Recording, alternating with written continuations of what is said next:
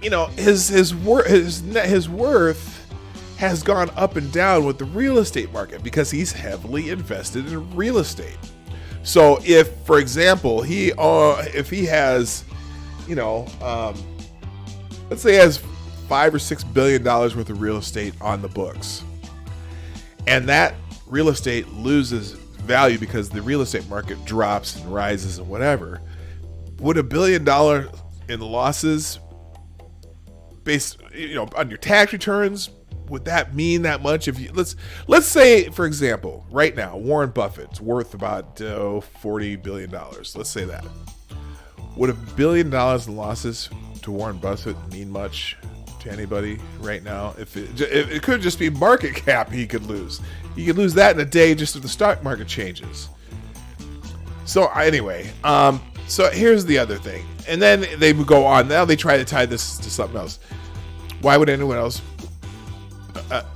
It's hardly a mystery why Trump is desperate to keep his tax returns secret. Most innocent narrative, they might possibly reveal that he's a horrible businessman who relied on handouts from his father. The question is why anybody else would buy this story. Perhaps the most explosive finding in the Robert Mueller investigation is that Trump was secretly negotiating a building deal in Moscow that promised profits of several $100 million with no risk. Russia habitually gives out sweetheart deals to its overseas political partners structured in the form of putatively legitimate investments that disguise simple bribes. Oh, okay. Now, when they bring this up, what's the first thing that comes to mind? At least to me, at least. The Russian building deal didn't happen. Yeah, he was negotiating a deal, and he backed out of it. I'm not sure why you bring this up, other than to make it a innuendo, a smear, whatever, And y'all who've been around here for a while know that I'm not a fan of Trump. I'm not a detractor of Trump. I just think Trump exists. But I tell you what, y'all are about, what, logging off? We are having thunder boomers here. Yeah, you know what? It'd be a good idea to take care of that, man. You just, if it's really bad, you don't want to fry your computer or whatever. Y'all, I'm getting this close. I put that picture in there. This close to making a decision. I guess we'll wait till the Democratic primaries, but I'm just telling you, man, the Trump derangement stuff has the exact opposite effect on me. And as I watch how the economy's going and all this other stuff, I'm like, you know what? I didn't vote for Trump last time. I didn't vote for Hillary last time. But I might vote for somebody this time. Oh, my gosh. Anyway. Where were we? Russia habitually gives out sweetheart deals to its overseas political partners structured in the form of putatively legitimate investment that disguise simple bribes. George Soros, not George Soros, Joe Sorio, the current executive vice president of the Trump organization, dismisses that deal in a Wall Street Journal op-ed as a fantasy that no one in the office took seriously. Sorio does not explain why or even mention that Trump signed a letter of intent for this project if nobody took it seriously. Well, the deal fell through, so what's your point? What the Times reporting underscores is how utterly vulnerable Trump must have been to an offer like this. Remember, we're talking 1985 to 1994, excuse me. The Times information covers only one very bad period of Trump's life, and he did recover by learning how to profit off his image as a successful businessman by renting out his name. Well, he did very well at that, now didn't he? He's worth, the last Forbes 500 had him at like $3.4 billion net worth. Let's see.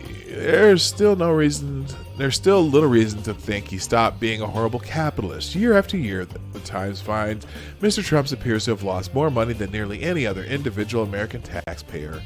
Keeping Trump's tax returns private is not like keeping Mitt Romney's tax returns private. This is a man who handed hundreds of millions of dollars, flushed it down the toilet, and was desperate to maintain his image of wealth and success. You couldn't invent a more inviting target for foreign intelligence service to manipulate. They are milking this damn Russian nonsense to death. Hello, RVA. Good morning. Hi, Johnny Hellcat. Good morning, Green Badger Outdoors. Nice to see you all in the chat. Republicans have incredibly treated the question of obtaining Trump's tax returns as pure political vendetta. It kind of is. Democrats dislike him with a passion, and they want his tax returns to destroy him, said Senate Finance Committee Chairman Charles Grassley. That's all this whole process is about. It's Nixonian to the core. Yep. There's no public interest in discovering who's paying the mobbed-up, money-hemorrhaging failed casino operator whose sons have described him as reliant on Russian financing. Well, I guess it is an editorial, Jonathan, Mr. Chait. Do Republicans believe Trump's financial secrets contain no signs of serious corruption or vulnerability to leverage by a hostile power, or would they rather not know? Well, you know what? I wonder. Maybe the Chinese. Maybe the Chinese found his tax returns from '95. But then there's so there's that. Now, granted, let's go to the other opposite of the spectrum when we talk about these kinds of things, and that would be an article by, let's see, where is it here? Hang on. Let's go. So we went from Intelligencer with Jonathan Chait. Now let's go to a Breitbart explanation, which is the exact opposite end of the spectrum. As soon as I find the article that I had here. Sorry,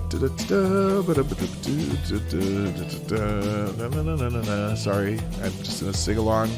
Enjoy some background music for a moment. Where the hell it go? Oh, here we go. Now, let's look at this one. New York Times Trump's tax story leaves out the New York City real estate crash. Donald Trump must have breathed a sigh of relief as 1995 drew to a close.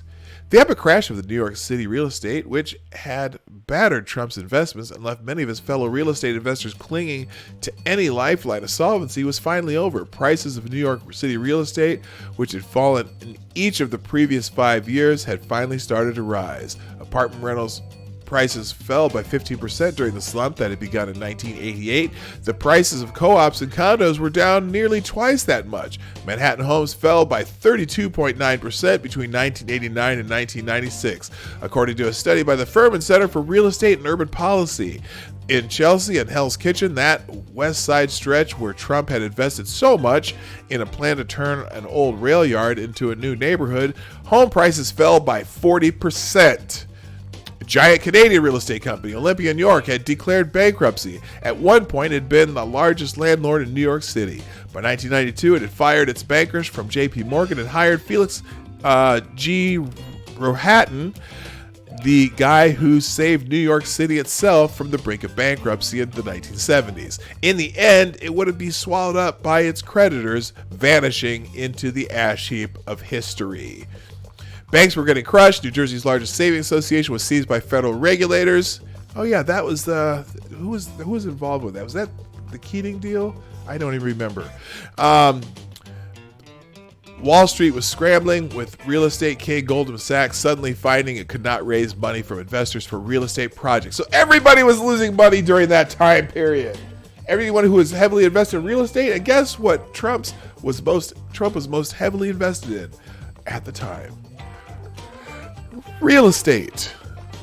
Even Goldman, which has dominated the business on Wall Street, is telling many of its real estate bankers to look for new jobs, a news story noted in 1991.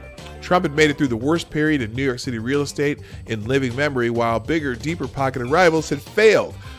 A sigh of relief, at least. Yet, according to the New York Times story, detailing a glimpse at Trump's finances from tax transcripts of his filings from 1985 to 1994, Trump's personal financial losses during the New York City real estate crisis somehow mark him as a failure rather than somebody who persevered through an economic story. From the Times, Mr. Trump had propelled to the presidency in part by a self-spun narrative of business success and of setbacks triumphantly overcome. He has attributed his first run of reversals to bankruptcies and to the recession that took hold in 1990. But 10 years of tax information obtained by the New York Times paints a different picture, a far bleaker picture of his deal-making abilities and financial conditions. Now, let's see. I was watching, I wasn't watching, I saw a clip when Donald Trump, I think it was a clip from Donald Trump being on The View, of all places, back before he was running for president, before everyone hated him. And he even talked about this time in his life where he had lost there was time in his life when he had lost over $1 billion. And companies were, so this article is just, it's kind of a smear without context. It's just really, really, really interesting. Yeah, no, Clinton didn't become president until January 1993, so it was towards the end of that time. But the real estate market in New York City was just trash. And I remember that.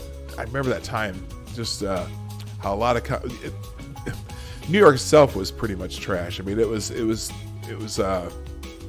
lot of problems there. But what the hell are tax transcripts? I think you can get transcripts of your taxes through the IRS. I'm not sure exactly. I had to order some of my own because I'm having some stuff done that I needed. For example, when I was in the mortgage business, we used to get you could get tax transcripts. You'd order to verify people's taxes that were self-employed. So we would order tax transcripts just to make sure that the summary information that they gave us was matched what was on their taxes. So anyway, by the way, if you have a cup of coffee, hey, have a drink with me right now. I do have my cup of reparations coffee. All right. So anyway, so that story, and as soon as I saw that story, I thought, wait a minute. I know that I've heard this story before because Trump told the story himself in an interview once, because he was saying, yeah, man, there was a point in my life where I lost $1 billion. So yeah, the story's not new. Anyway, all right, let's move on here. Let's see, I don't need to see this screen anyway. Next story, what was it? Okay, this one. Oh, by the way, now I didn't really want to spend a lot of time in this, but this was interesting. There was a shooting in Colorado. Apparently they found, one suspect ID, details leak about the second. An 18-year-old male student was killed, 8 others injured, with 2 suspects are in custody in the shooting at STEM High School in Highly Ranch on Tuesday afternoon, according to the Douglas County Sheriff's Office. The victims' names have not been released. Douglas County Sheriff Tony Spurlock said the suspects, a juvenile and an adult, were believed to be students at the school. Spurlock said there were no other suspects in the case, but authorities were still investigating the scene. What was it about this article that when I read this? Let's see. According to the source with knowledge of the investigation, one of the suspects is an 18-year-old senior who was a student at the school. According to a criminal background check, his only prior run-in with the law includes citations for careless driving and driving an unsafe vehicle. I'm not going to say the name even if they put it up here. Late Tuesday evening, the Douglas County Sheriff identified the 18-year-old alleged shooter as, put the person's name there. We will not be releasing any photos at this time as it could jeopardize the critical ongoing investigation. The sheriff office tweeted, "We still have interviews to conduct and we want to make sure we have the most accurate information." Source told Denver 7 that the investigators were using bomb robot near one of the suspect's vehicles because tactical gear was found inside. Authorities have found the vehicle in the parking lot of the school and were working to obtain search warrants for the car and the suspect's homes. Let's see here.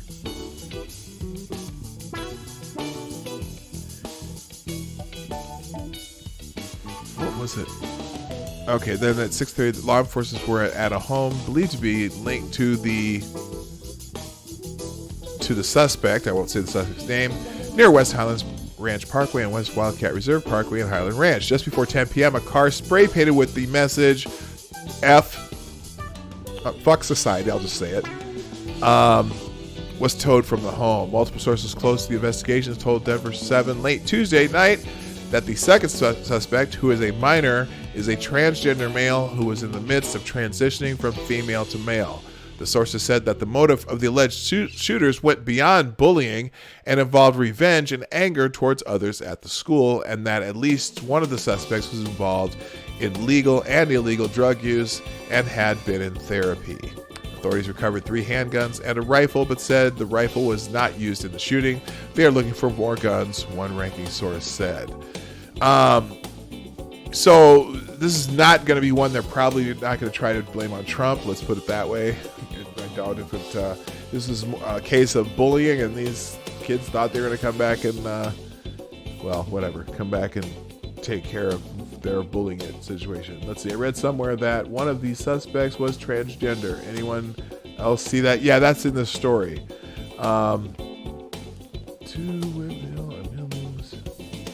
Okay. Hi.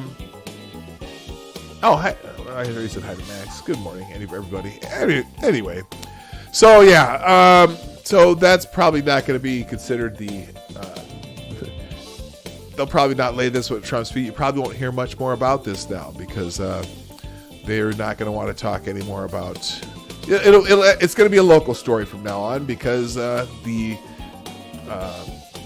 suspects aren't of the right race and sex or whatever gender. Hey, I didn't even put that on the screen. Good. I didn't want to put that on the screen because I'm not gonna mention this kid's name. If they have their names in the story, I'm not mentioning them. I'm not showing them. But here's a good story because I thought this was funny yesterday. Well, funny in a sense. Twitter suspended Alexandria Ocasio-Cortez parody account for spammy behavior. What? They absolutely are publishers. I'm at the point. I'm gonna write to the lawyer for Nick Sandmann, and I think Nick Sandmann should sue Twitter and Facebook because they're acting like publishers and clearly they're making editorial decisions about what goes on their platforms, which are supposed to be open communications platforms. At least that's the way they bill themselves. And yet they make editorial decisions. This account was clearly, if you hadn't seen the AOC press account, I'm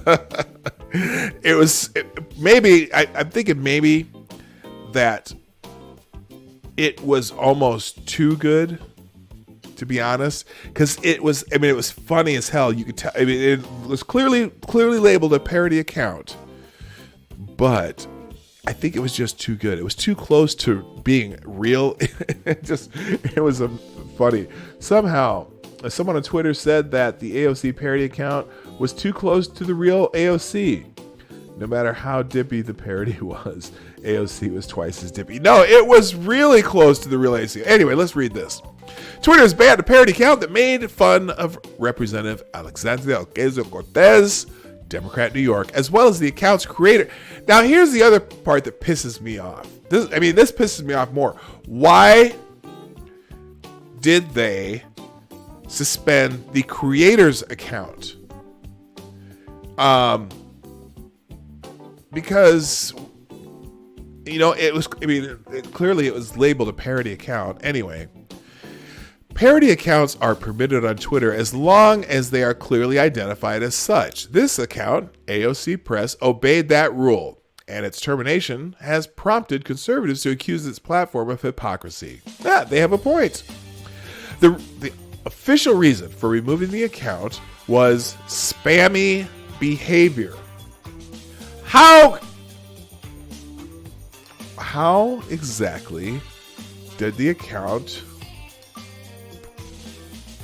have spammy behavior? Spamming on Twitter, in order to spam something, you probably would have to tag people or something, right? But this account just put things out and other people would retweet it. So it's not, Twitter is spam. Everything on Twitter is spam if you get retweeted a lot, right? I don't get it. Anyway, while you may use Twitter to pseudonymously or as a parody, commentary, or fan account, you may not use misleading account information in order to engage in spammy, abusive, or disruptive behavior, including attempts to manipulate the conversations on Twitter, according to Twitter's official rules. What? A person familiar with the situation told Reason that several accounts appeared to be pushing the same information in a coordinated manner, and this violates the spammy behavior policy. In a coordinate, what the hell?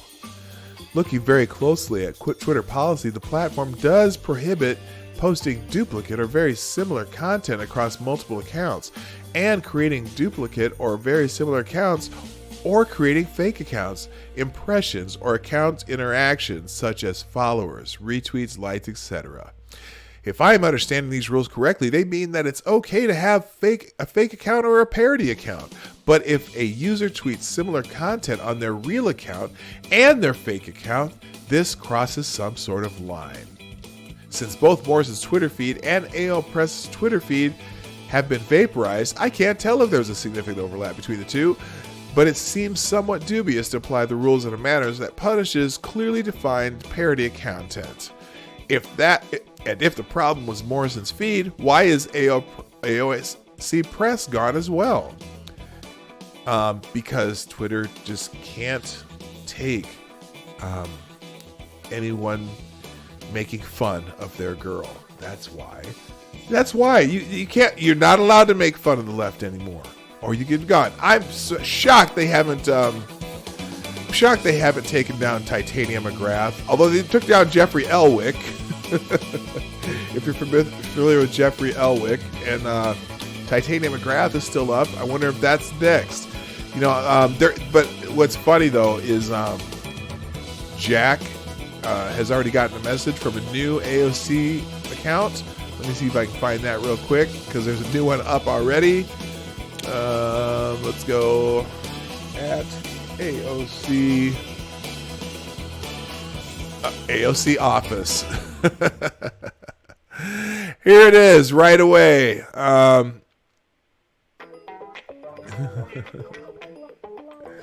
The new AOC office account, also very clearly marked parody. Oh, this is another one. This one says AOC parody, and it says, and then the account's named AOC parody. Let's see, dangerous to environment. Let's see here. AOC office. Would you people quit retweeting me already? Gosh, it's like you're obsessed or something. Just like Fox News. AOC parody says, they need to back off. Talking to me without my consent is a form of harassment. Oh my gosh. Twitter has tried to erase my existence. I will not be stopped. Hashtag Green New Deal. So anyway, you can. I think that Twitter's going to be playing whack-a-mole with the AOC parody accounts now. But notice how these even put in the name of their account parody, capital letters in parentheses right next to it. So, Godfrey Elwick, did I say Jeffrey Elwick? Yeah, it's Godfrey Elwick. Well, that was one of the greatest parody accounts next to Titanium McGrath. In fact, I think they're related somehow. I think that Godfrey Elwick and Titanium McGrath are cousins of some sort. Or maybe they're fraternal twins. Who knows? Anyway, let's go. I think I have one more article here. Let me check this out. I can't remember if I did or not. Did that one already? Oh, yeah. No, that's the same one.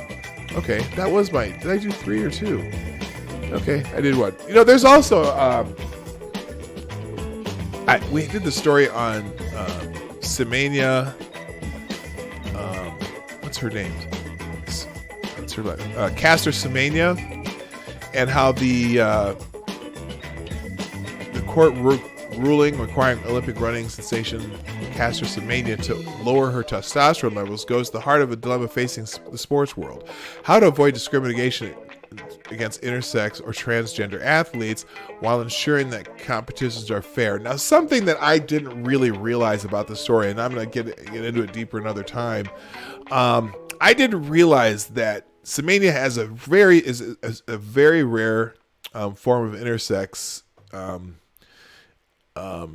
I don't know what's the word.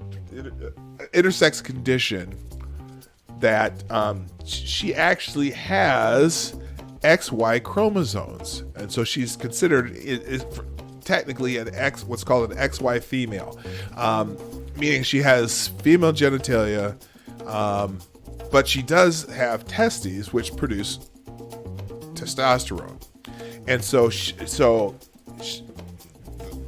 part of her and testosterone is absolutely a performance enhancing element in your body. That's why they have separate categories for males and females, because males have testosterone, females don't. And so the performance of males is greatly enhanced by the fact that they have testosterone. She actually was born with this condition. It's not anything, and I struggled with it because I thought, hey, why are they making, she could not help this. This is not something that she did. Okay. It's not like she's transitioning from male to female. She is a female, but she does have, this condition that produces a excessive amount of testosterone in her body. But that's something that I never realized from reading any of these mainline stories. They didn't really make that clear. So now there's a story in Colette that I'm going to go through another day that kind of written by an athlete and a doctor that kind of goes through the issues of it. It's a really, really difficult case though, because the only people who are restricted in this manner are people who have XY chromosomes. And I'm one of these people who say, you know what? If you are a transgendered individual, I sort of think I'm struggling with this one. The Olympic international body, whatever, I think is trying. They're trying to get it right, but the activists are just losing their minds on this whole thing. But I think the governing bodies are trying to get it right. They're saying, if they're gonna, I still have an issue having trans women compete against women who were, I hate the word cis women, but cis women. Because, and I got to do more research on it. This is just off the top of my head. But it seems as though, even though, now, when they go on HRT, hormone replacement therapy, the introduction of, estrogen and hormone blockers does actually lower their performance. Their muscle mass atrophies, their bone density atrophies. The problem is once they've gone through puberty, their capacity does not change. So their muscle capacity, their even though you're on HRT, the ability to gain that strength doesn't necessarily dissipate. It just atrophies slightly. It doesn't atrophy down to normal female levels. And also, especially in sports where you are need lung endurance, or your lung capacity does not change either. You still have the capacities that you gained when you went through puberty as a male. So I'm still trying to learn more about it. I wanted to make a video about this, and I'm thinking, you know what, I got a lot more to learn before I'm an expert on it. But there's, for example, the case where there's a transgender weightlifter that just broke the world records, 4 world records in powerlifting. Those world records, in my mind, need an asterisk, because that person, even if that person's been on hormone therapy for the required year and got the testosterone levels down, still has the muscle capacity that they had when they were a male, whether it atrophied or not. So, or the case in Connecticut, for example, where the 2 transgender track athletes, won the 100-meter dash and 200-meter dash in the state championships, neither of those athletes had begun any sort of hormone therapy before they ran those races. Now they are currently, if you watch an interview, they are now. Let's see. Okay, thank you very much, Maddie. I will look up Maddie C. He's transgender. That explains the intersex stuff simply. Great, cool. If you would be so kind as to either send that to me via Twitter direct message or by email. By the way, as I mentioned that, right down here, if you ever want to follow me on Twitter, if you're not already following me already, my Twitter handle's right there. Or if you want to send me stories or send me information, you can either do it through DMs on Twitter, or you can also send it to me via email. My email address, if you take that Dawg Knight, put the little @ thing on the other end, and throw a gmail.com on the end, I will get that via email. So I do check my email fairly regularly also. You can also follow me on Instagram at YesThatMarty. And then also, by the way, while I'm talking about this kind of stuff, the Morning Night Live is sponsored by you, the viewers of Morning Night Live. If you'd be so kind to hit the like button down there, and also the share button. Right now for me, share is almost more important than like, because the like button no longer automatically shares what we do on social media. So if you can be so kind to take the time to share. And we also do super chats and donations via Streamlabs, which I have fixed. In fact, if anyone wants to test that today, that would be great.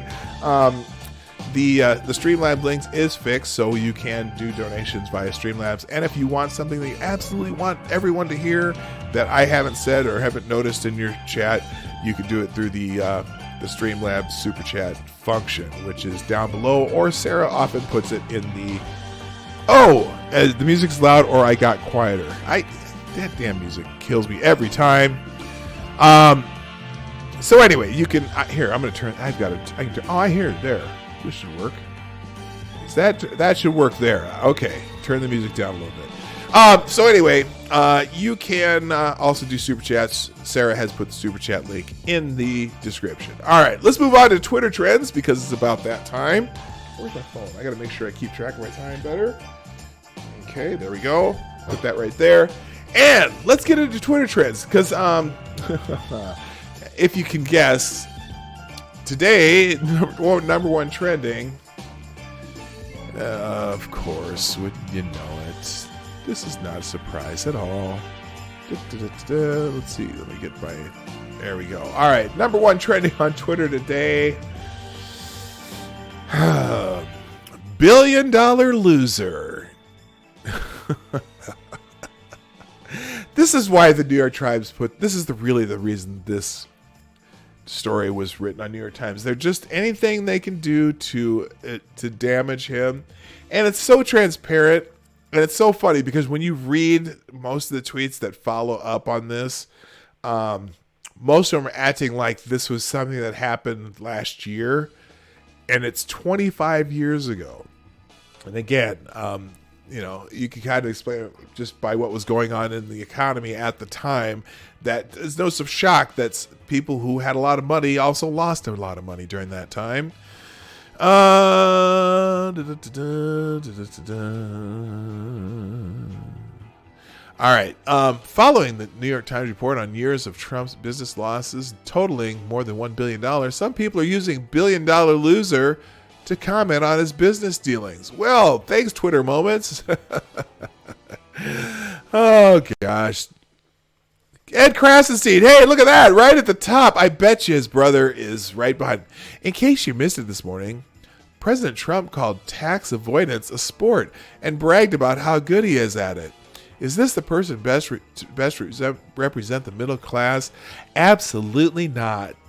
Let me see if his brother answered him anytime early in this stretch. Okay, it doesn't look like it. Usually his brother answers every damn thing he puts out there. It's kind of funny. These guys crack me up, actually, the Krasensteins. Let's see what else. Let's see some others here. Half Americans don't pay income tax despite crippling government debt. And he says, and you're one of them, billion-dollar loser. Hillary Clinton raised $1 billion for her presidential run and lost a rigged election. Oh, that's actually quite funny. Because, yeah, she raised over $1 billion and lost a rigged election. There you go. This not only was Trump $1 billion loser in those years, he was under IRS investigation too. And guess what? That's, okay. He was under IRS investigation. And where is he now? Anybody? Mueller? Yeah, okay. He was under IRS. You know what? Anyone who has an audit is under IRS investigation. Did he ever go to jail for it? Well, apparently the IRS didn't find anything. He's now the president of the United States. I bet he's not the first president who is ever under IRS investigation. You morons. Oh, John Fusselgod. Yeah, he's just a special guy.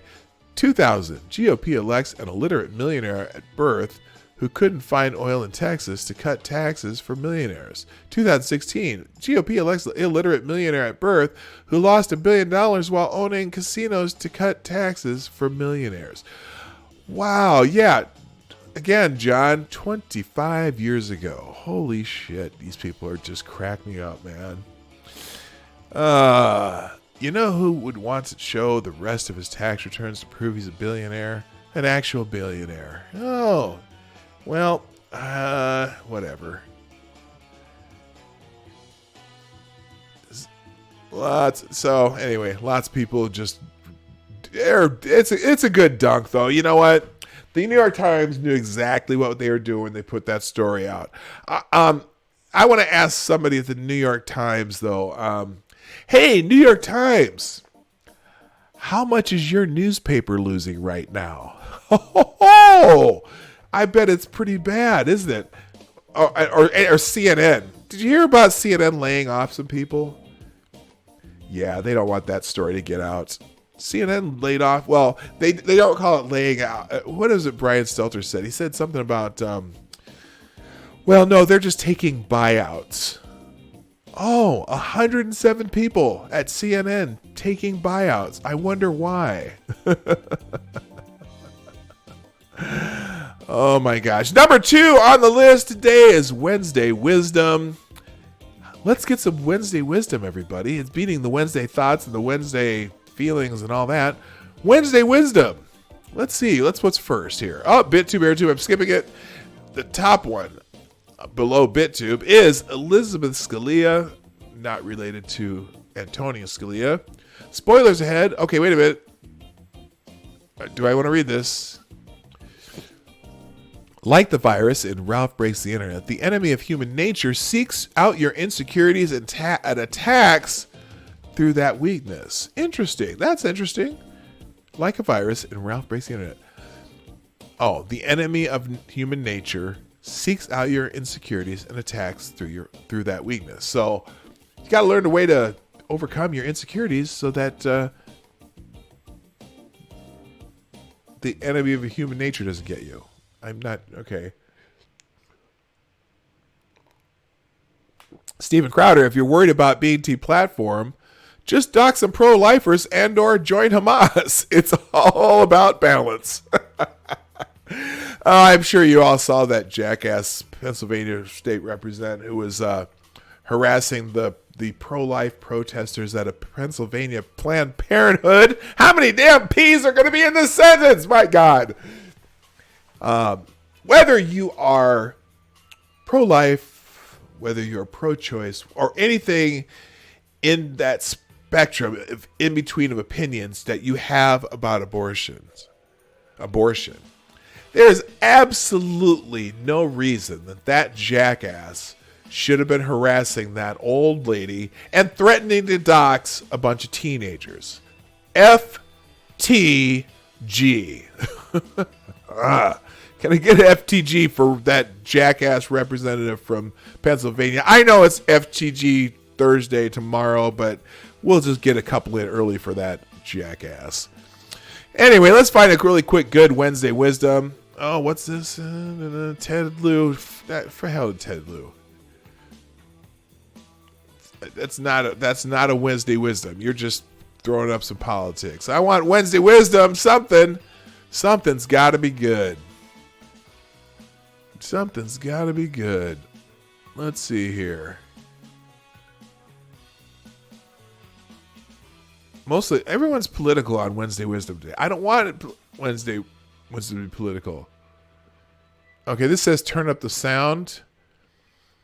All right, let's try this one. This is a 29-second clip that we're going to check out. Hang on. Here we go. I'll turn it up a little bit.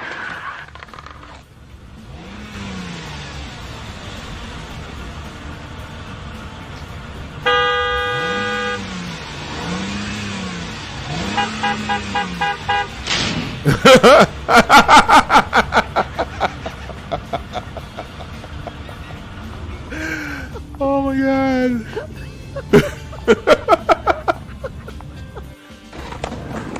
All right, let's watch this again. This is hilarious.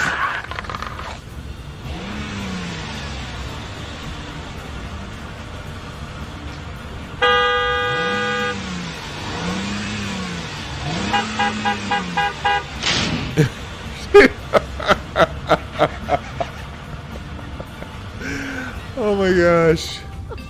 If any of you are old enough to remember laughing, it reminds me of the character that Ruth Buzzy used to do. The old lady that was always hitting people with her purse. Anyway, hey, what the hell's going on here? Come on, there we go. All right, that was funny. Anyway, that'll be our Wednesday Wisdom for today. Don't mess with old ladies, man. Old ladies will mess you up. Oh, jeez. Oh, what the hell's going on here? Oh, this is from a long time ago. This is a kid who, one of the students was beating up the teacher.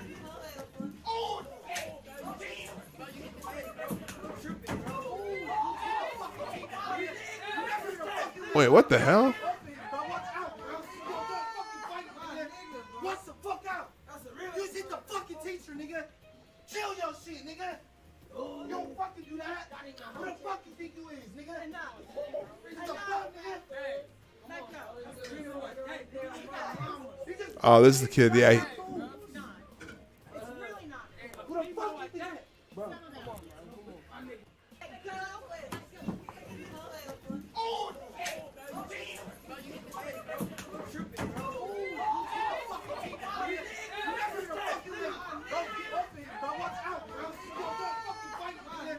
What's the fuck out?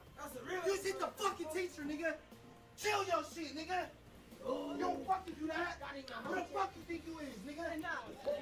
The fuck, nigga? All right, so he hit the kid because they hit the kid in the fight hit the teacher. He's like, no, you don't do that shit. Don't hit the teacher. That's an old one, but I mean that's been around for a long time. Anyway, let's move on. Let's get off of Wednesday Wisdom. Now, number 4, Robert Pear. I have no idea. Oh, Okay, New York Times reporter Robert Pear has died at the age of 69.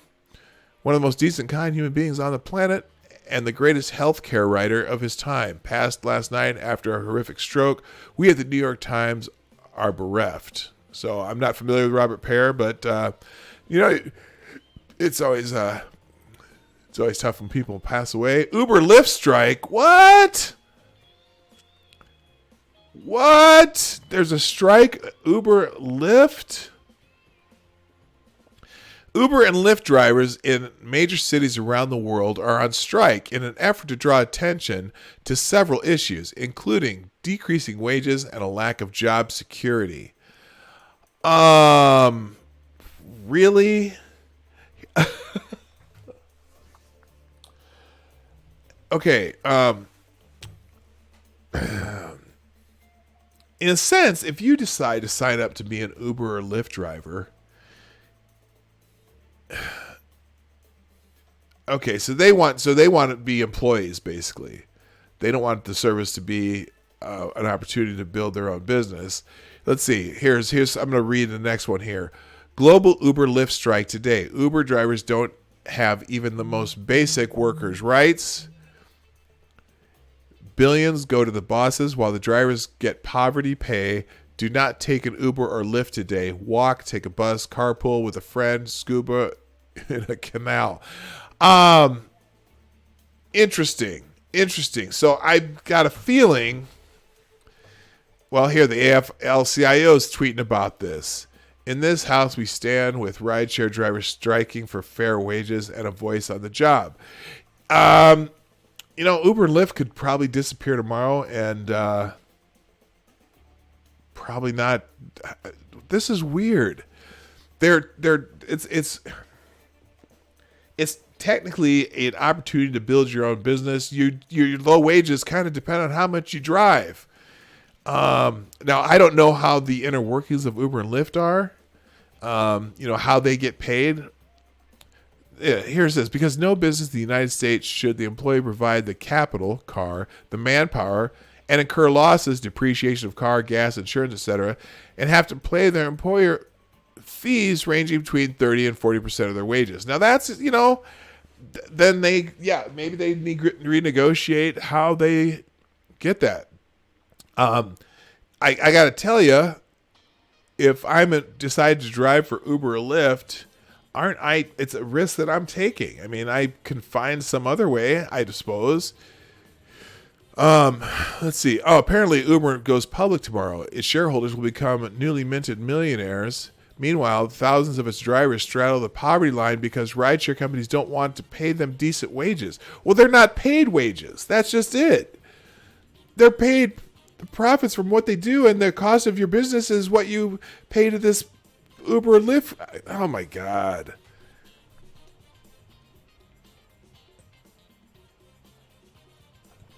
What you need to know about Lyft and Uber strike.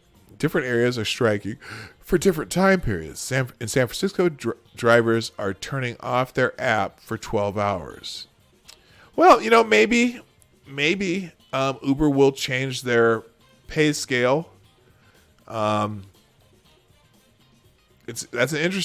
really interesting. I work 70 hours a week, and Uber still calls me a part-time worker, says Inder Parmar, a striking driver in New York City. It's an exploitation and illegal slave. Well, go get a job with a cab company then. If you want to be employed by that company, go ahead and go get a job. The photos show how Parma's pay changed from approximately $37 an hour in 2014 to $9.18 an hour in 2019. Okay, now that is actually something that they need to. So fine. Maybe the strike is because they changed their pay scales. Kind of like all these YouTubers. YouTube's not paying a decent wage, and I use my own computer and my own cameras and my own time, and they're not paying me a decent wage. I don't know. Okay, that's very interesting. We'll see how that develops. Moving on. After that, Uber, Lyft, John Parr. Oh, Jim Jordan's trending all of a sudden. Moved up to 3. Let's see what's happened with Jim Jordan. Let's see. The real because Trump tweeted about him. That's why. The real obstruction of justice is what the Democrats are trying to do to this attorney general, Congressman Jim Jordan, Republican, Ohio, on Maria Bartoloma. Let's see here. Where's Jim? Well, let's see. What did he say? Apparently, Jerry Nadler just hit Jim Jordan's pitch out of the park. They needed a full report before Mueller testifies so they can prepare for his testimony. This isn't rocket science. They have the full report minus the redactions that must, by law, be done. Okay, here we go. It's actually about getting gentleman's recognized. Hang on. Jim Jordan cites Trump firing a bunch of people who were investigating him as evidence of FBI misconduct. It's actually evidence of obstruction of justice by Trump. That's what they say. Let's see what he said here. Following the law, and what's his reward? Democrats are going to hold him in contempt. I don't think today's actually about getting information. I don't think it's about getting the unredacted Mueller report. I don't think last week's hearing was actually about having staff question the Attorney General. I think it's, as my colleague said earlier, I think it's all about trying to destroy Bill Barr because Democrats are nervous he's going to get to the bottom of everything. He's going to find out how and why this investigation started in the first place. Never forget what Bill Barr said a few weeks ago, 3.5 weeks ago when he testified in front of the Senate Finance Committee. Said a lot of important things, but he said four very interesting things. First, he said there was a failure of leadership at the upper echelon, term he used, upper echelon of the FBI. We all know that's the case. Director Comey's been fired. Deputy Director McCabe fired, lied 3 times under oath, according to the Inspector General. FBI counsel Jim Baker demoted and left, currently under investigation by the Justice Department. Lisa Page demoted and left. Peter Strzok, Deputy Head of Counterintelligence, demoted and fired. Peter Strzok, the guy who ran the Clinton investigation and the Russian investigation. There was certainly a failure of leadership at the upper echelon of the FBI. Second thing the Attorney General said 3.5 weeks ago in front of the Senate Finance Committee. Spying did occur. Said it twice. Yes, spying did occur. Third, he said, there's a basis for my concern about the spying that took place. And maybe the most interesting thing, 2 terms he used that frankly I find frightening. He said there was, in his judgment, he thinks there may have been unauthorized surveillance and political surveillance. Scary terms. We got to go back to January 3rd, 2017. Senator Schumer on the Rachel Maddow show talking about then President-elect Trump says this: if you take on the intelligence community, they have 6 ways from Sunday at getting back at you. Now, I don't know if the FBI went after President Trump in 6 ways, but I sure know they went after him in 2 ways. And there you go. Put my escape button there. So that's apparently why he's trending. But then, but of course, the people who don't like him, Jim Jordan is here. Let me turn this down quick. The people who don't like him, Jim Jordan's this conspiracy nut who covered up the sexual abuse of the kids he was coaching in wrestling. Okay, let's use a non sequitur here. Listening to Representative Jim Jordan and all the other Republicans on the House Judiciary Committee lie constantly. What did he lie about? What did he lie about? Everything he said there was exactly the truth. And quote, baseless conspiracy theories. No. Oh, they really don't want to hear the other side of this story. They just don't. That's not a conspiracy theory. Was McCabe fired? Yes. Did they prove that he lied 3 times? Yes. Did Comey get fired? Yes. Did Strzok resign in disgrace? Yes. Did Lisa Page get demoted? Yes. None of that's conspiracy. It's just, yeah, boy, people are just ripping on him, but hey.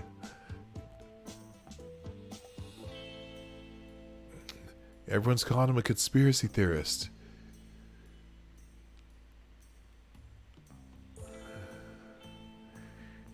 Jim Jordan, Bill Barr is going to investigate spying on Peter Strzok and Lisa Page, blah, blah, blah. Weary rest of us. No one cares. Your FBI chief doesn't either. Oh, really? They really, really don't. Okay, so everyone who hates Jim Jordan seems to be tweeting about him.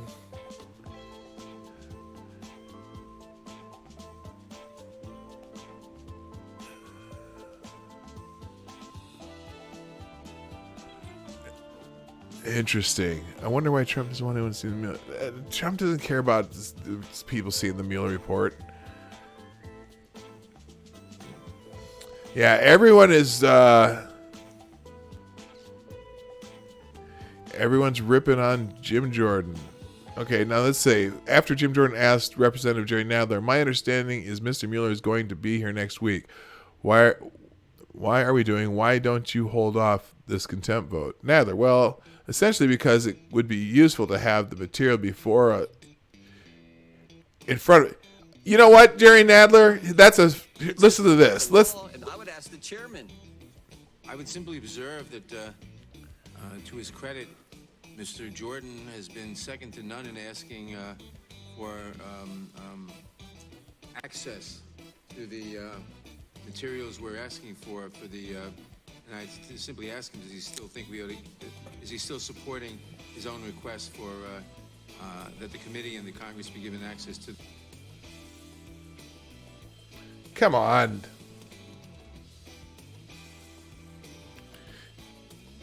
All right, that's not working. Whatever. Anyway,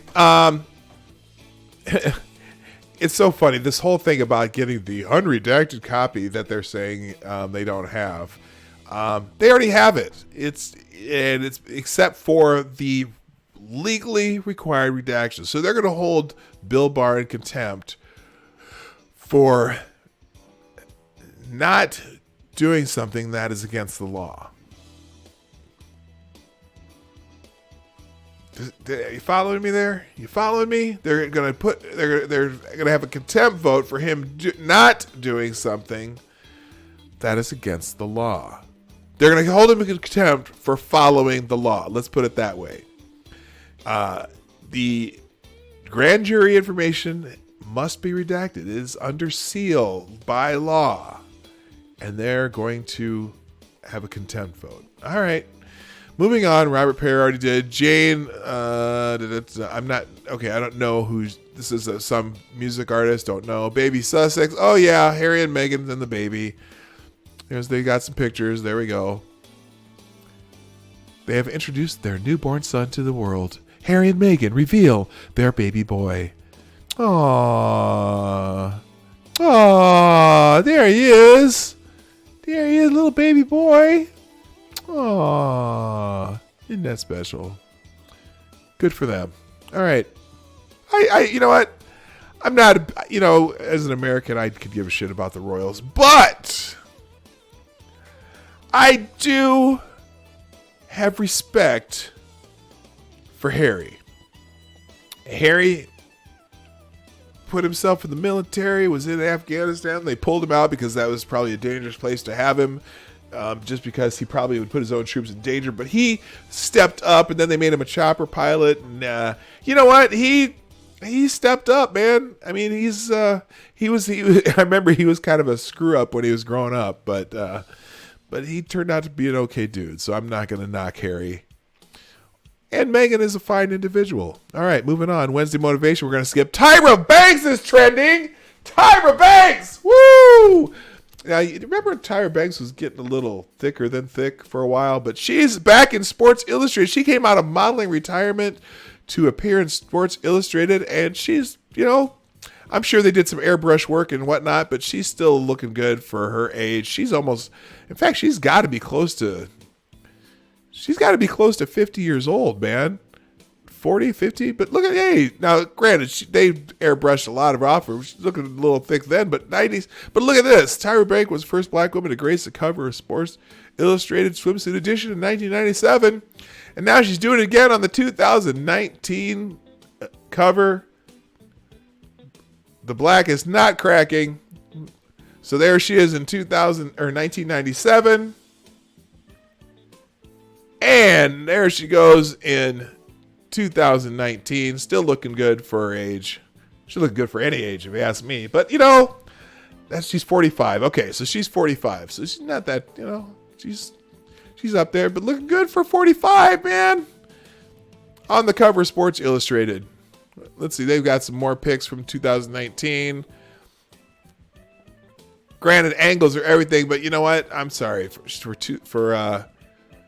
45 years old. She's looking pretty damn good. Good for Tyra Banks. Next on the Twitters, Louis Gohmert. He's trending too. I'm sure he said something that nobody likes. Jim Jordan, Matt Gertz, and Louis Gohmert. This committee hearing is truly the greatest hits of stupid, lying Republican shills.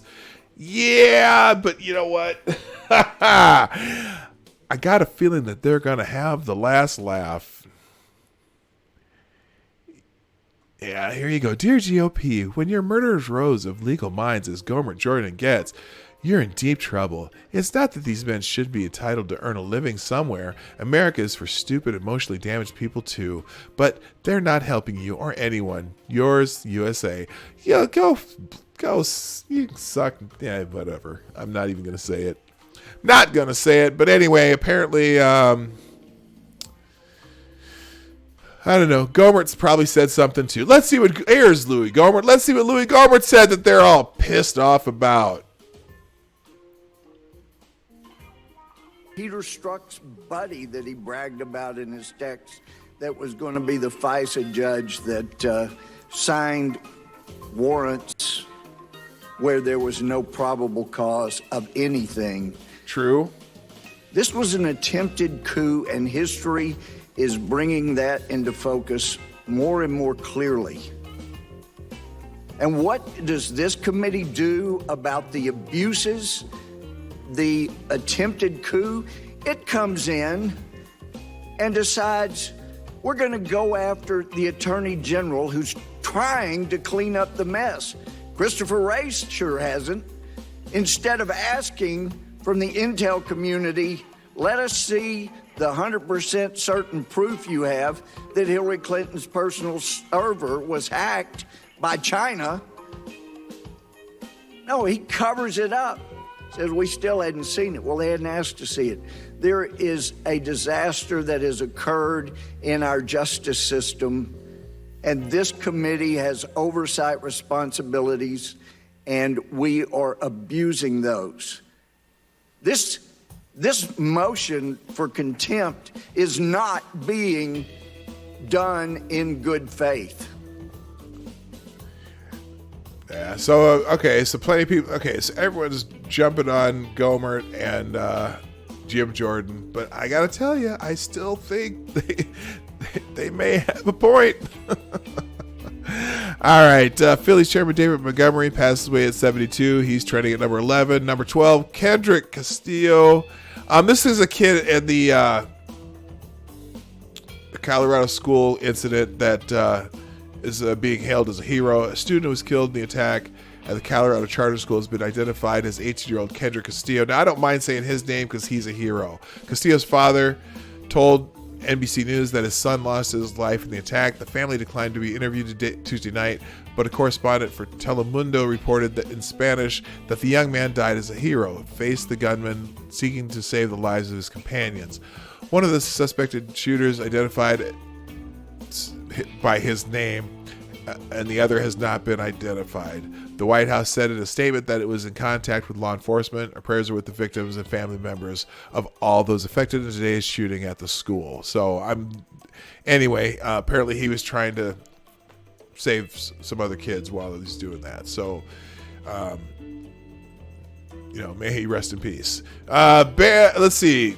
Moving on. Now they got Jim Jordan, spelling it GYM, is trending.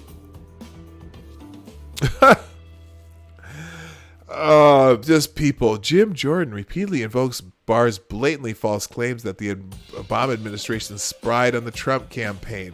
All right, here's some names you got it that didn't show up in the report. 1, Andrew Downer. Who's the guy? Mifsud, this professor, I can't remember his first name. Mifsud. They didn't interview him. And then there's also the Russian. There's 3 people that they did not even mentioned in the report that didn't get interviewed. And maybe they're Joseph Mifsud, the guy who contacted Papadopoulos. And then, let's see, the Russian lady that ended up not having anything to do with the Russian government. You know what? Just wait. You just wait. George Papadopoulos' story is going to be front and center here pretty soon. That's all I'm going to say. Seth Meyers is trending. Late night hosts are deeply invested in protecting Congress's most prominent anti-Semite, and their normalization of Jew hatred in this climate would be noted and not forgotten. Apparently, Meghan McCain gets super testy with Seth Meyers. Let's see here. Let's read this article. Late night host Seth Meyers and The View co-host Meghan McCain got into a very tense conversation about Representative Ilhan Omar, Democrat, Minnesota, with McCain at one point snapping at Meyers, "Are you her publicist?" Tuesday night's episode of The Late Night with Seth Meyers, the host seemed determined to extract some sort of walkback from McCain over her recent comments about Representative Omar in the wake of the Poway synagogue shooting in California. Over the course of 3 tense minutes, Meyers asked McCain if she should be as careful about the way she talks about Omar, whom he pointed out has received death threats. Dun dun dun! Oh, hi, Evil One. I didn't see you sneak in here. As McCain would like Omar to be speaking about Israel. He also repeatedly pointed out that Omar had apologized for her remarks well before the synagogue shooting. I stand by everything saying I've said, and if that makes me unpopular in this room or in front of you, so be it, Ms. McCain told Meyers. See, that's a weird thing that you would take the position of trying to be unpopular. Here, I'm trying to, find common ground on this. No, you're not, Meyers. No, you're not. Jeez. Were you bothered by her language about 9/11? McCain asked in reference to his speech Omar delivered in March. Meyers said that he thought it was taken out of context. And when McCain asked if he'd extend the same benefit of doubt to Trump, he replied, I would say that Donald Trump is certainly in no position to criticize her language on 9/11 based on the things he said about 9/11, right? Trump has made insensitive remarks about 9/11, including on 9/11/2001. Really? What? What are these insensitive remarks he made? Joked about putting a statue. Okay, whatever. God. Let's see here. Things didn't get any less tense as the conversation continued, and when McCain brought up Omar's controversial tweets again, Meyers scolded her, saying, "You do keep bringing up the 2 tweets that she's apologized for, and I think that's a little unfair to her, especially because we've established." "Are you her publicist?" McCain interrupted. "What?" Meyers asked. "Are you her press person?" McCain asked. "No," Meyers said. "I'm just someone who cares about the fact that there's someone out there who is in a minority, who has had death threats against her, and I think we should all use the same language that you're asking her to be careful about her language. And I would ask everybody else to be careful about theirs. What would make you happy coming out? What would make you happy coming out of my mouth right now? Don't answer that question, my dirty ass mind. I'm genuinely curious," McCain asked, to which Meyers replied that he was perfectly happy with what was coming out of her mouth, and I liked that we spent this time together. Watch the clip above by NBC. We're not going to watch the clip. That was a pretty good description of it, and, that's it. All right. Oh, what? McCain finally became a Republican? No, you know what? I don't often agree with Meghan McCain. She has her opinions. She's entitled to them. Sometimes she's right, sometimes she's wrong. And that's all I'm going to say about that. All right, what else? Let's figure out what's up. But apparently, some people, let's see, Mike, let's see.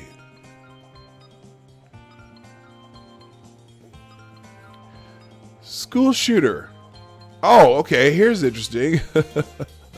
Every time there's a school shooter, they go through their tweets and they go through their social media and find out some of the things that the school shooter did. And any time there's a mass shooting, they're always trying to tie it to anything Republican or anything Trump. Well, this time, the school shooter shared an account video of Seth Meyers attacking President Trump, shared an Occupy Democrats post praising President Barack Obama, hated Christians. Far left-wing terrorism is a huge threat, Mr. says. Oh, boy. Ben Shapiro, Myers is a talented comic and a pathetic partisan hack. McCain handles him with the appropriate amount of disdain here. Okay, so some are praising her. I'm sure there's going to be a few that are ripping her too. So anyway, all right, moving on. Because gotta get out of here. Mr. Montgomery, who's that? Oh, that's the David Montgomery, Philadelphia Phillies chairman, died. Oh no, Hank Johnson. Y'all know who Hank Johnson is?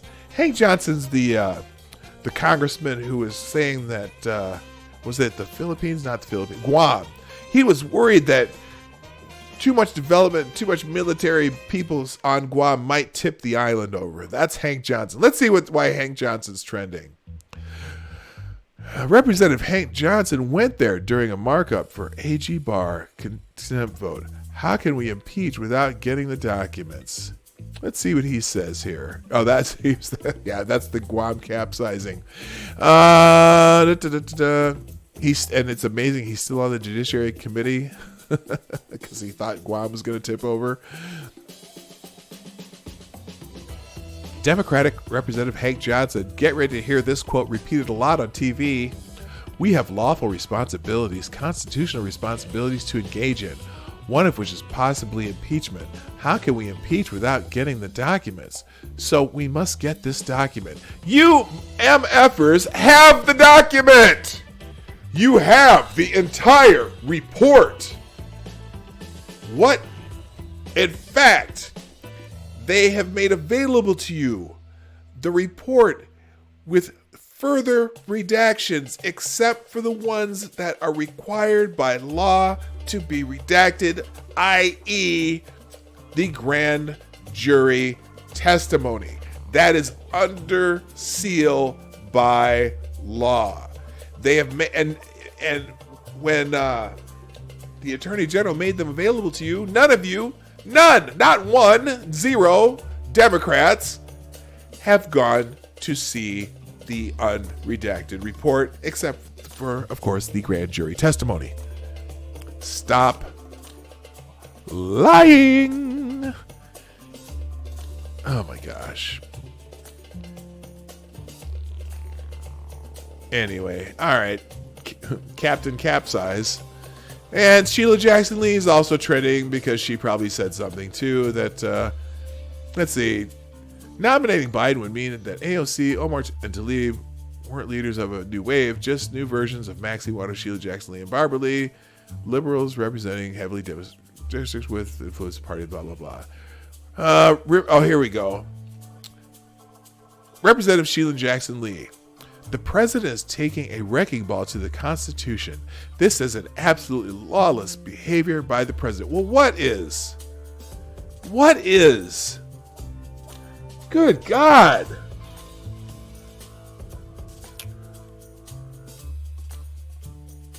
Here's the raw story. Let's check the raw story, and then we're going to get out of here. On Wednesday, the Trump administration exerted executive privilege to block the release of the full Mueller report. What? That's new. Oh, on Wednesday. Okay. Meanwhile, the White House Democrats weighed an order of contempt against Attorney General William Barr for thwarting their efforts to obtain the full report. Untrue. They have the full report. Oh, except, yeah, they want a fully unredacted report. Anyway. Speaking at a hearing of the House Judiciary Committee, Representative Sheila Jackson Lee, Democrat Texas, excoriated the president for abusing the powers of the executive branch. She also denounced her Republican colleagues for blocking their efforts to learn the whole truth. I'd like to take a moment because I do think at this moment in history, Jackson Lee said, this is a moment in history, and I appreciate my good friends on the other side of the aisle. But having received a letter both from a copy of the letter to the President of the United States by Attorney General Barr, a letter from the Department of Justice indicating after their purposeful collapse of the negotiations, well-intentioned by the staff and House Judiciary Committee, I can only conclude that the President now seeks to take a wrecking ball to the Constitution of the United States of America, Jackson Lee said. Oh, really? Really? Let me ask you about taking a wrecking ball to the Constitution of the United States of America. Who? Now, I'm not a gun guy, but who's the party that wants to take a wrecking ball to the Second Amendment? I'm not necessarily. Oh my God. Ugh. I can't do it. I don't have time. I want to go on a rant right now, but I'm not going to.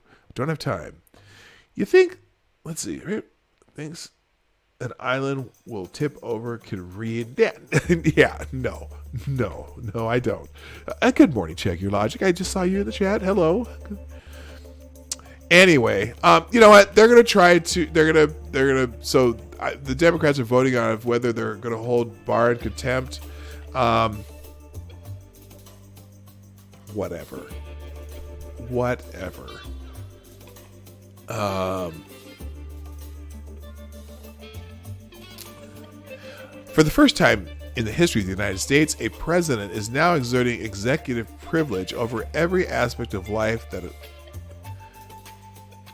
the American people desire to have information. What? For the first time in history?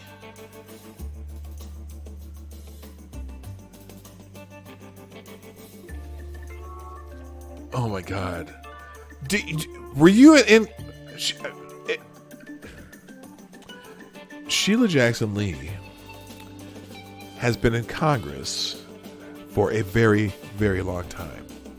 In fact, I'm positive she's been in Congress at least.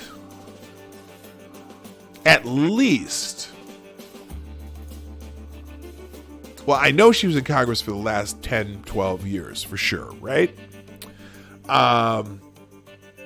The idea that executive privilege hasn't been invoked over information that the Congress had requested is ludicrous. The Obama administration's done it. The Bush administration's done it. The Clinton administration's done it. They've all done it. Okay? Don't give me that bullshit. And remember, so Eric Holder, after 9 months of negotiations and talking about some information they wanted about Fast and Furious, was eventually, after 9 months, held in contempt. And what did that do? Did nothing. Nothing whatsoever. Anyway, Jackson Lee further condemned the president for his lack of transparency on a wide range of other issues, whether or not the Affordable Care Act dissolving pre-existing conditions, whether or not children are being separated from their parents, whether or not the environment is being destroyed. Jackson Lee continued, non sequitur, anything that the Congress wants to do on behalf of the American people is now being alleged to be under the jurisdiction of privilege? What? What the hell are you talking about? Then, of course, we have to surmise this is an absolute lawless behavior by this administration. That doesn't even make sense, Ms. Lee. Ms. Jackson Lee, Representative Jackson Lee. You guys' negotiation under all this other stuff. You're the legislators. You're the ones who write laws. That's under your jurisdiction. Whatever he thinks about it doesn't mean anything unless you pass a law. So what the hell are you talking about? Good God. What is that? Oh, Lord. She wanted to throw in some buzzwords. She wanted to throw in some buzzwords about affordable care and dissolving pre-existing conditions and whether or not children, think about the children. Think about the children. Shut the hell up. Hey, what's up? O double G. What's happening? Oh, that's Old Grouchy Gager. That's my nickname for Old Grouchy Gamer. Double OG. Double G. I forgot to turn the music back down.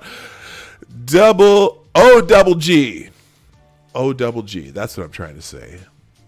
This Black Reserve wears these weird cowboy hats every time she's in public. That is... Someone in the chat will know. I can't think of it offhand. All right, guys, I gotta call it a day though, because I've gone way over my time. Yeah, this. If they hold Bar in contempt, I'm just gonna laugh. I'm sorry. I just can't. I can't take it. I can't take it. I can't take it. All right. So, oh, Sarah, you said that to me about Tyra Banks. So, you know what? Here we go. We'll finish the show with a little Tyra Banks. Just a reminder that you know what? Sometimes getting old can be a beautiful thing. Tyra's looking good for 45. Good for her. Congratulations on being back on the cover of Sports Illustrated, Tyra Banks. And on that note, I gotta call it a day. Ladies and gentlemen, we are here every day, Monday through Friday. 10 a.m. Eastern, 9 o'clock Central, 2 p.m. GMT for those people in the other parts of the world who don't know how to find us. And please, before you go, right down here, right down there, hit the share button, hit the like button, hit the subscribe button, hit the bell if you hit the subscribe button, and the Streamlab link is now working. So if you ever want to throw some donations in, or you ever want to do a super chat, we will be back using the Streamlab. So y'all, I hope you all have a great day. It's raining here in Minnesota, so I gotta jump out in the rain here pretty soon. But thank you all for being here. All of you who come here so often and spend time with us and have fun with us. I appreciate you more than you'll ever know. Thank you again. My name is Dawg Knight, and I am out of here. Bye-bye. Hey, this is Dawg Knight, and I want to thank you for joining me today on the Dawg Knight channel. Before you go, if you like what you saw and you're not already subscribed, please make sure that you hit the subscribe button down below, and definitely click that bell that pops up afterwards so you'll be notified when I post new videos or when we go live. I broadcast my live show, The Morning Night Live, Monday through Friday, 10 a.m. Eastern, 9 o'clock Central, and 2 p.m. GMT. A special thanks to all supporters of this channel who share our videos on social media and who make donations through our Streamlabs link in the description below. Thanks again, and until next time, I'm Dawg Knight, and I'm out of here.